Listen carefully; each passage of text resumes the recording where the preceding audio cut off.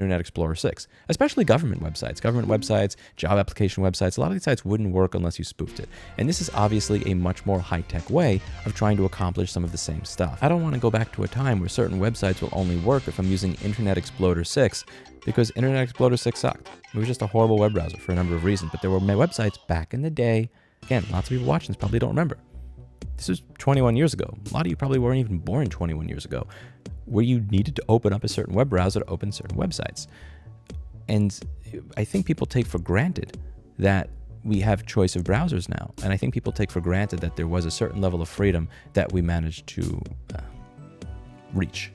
People were aggravated by pop-ups. And one of the things that was great about Mozilla is you didn't have to install a third-party pop-up blocker, because back in the day, many third-party pop-up blockers for Internet Explorer 6 were often even worse than the pop-ups themselves. They were filled with viruses.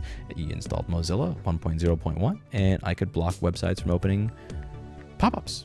And eventually pop-ups just disappeared. Remember when pop-ups were a thing? Now we have ad block and many other things we can do with our web browsers that improve our freedom and our use of the internet.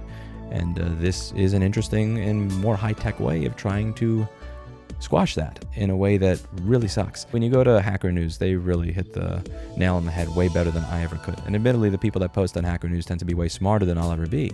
And some of the stuff they say here I think is really important to digest. This is pretty much the inevitable endgame of the web, says Sark, in no small part funded by ad-based business models, as the analog gap pretty much destroys most attempts to use this stuff to do copy protection, and enabled by developers who have insisted we shove as much difficult to implement functionality into the browser as possible.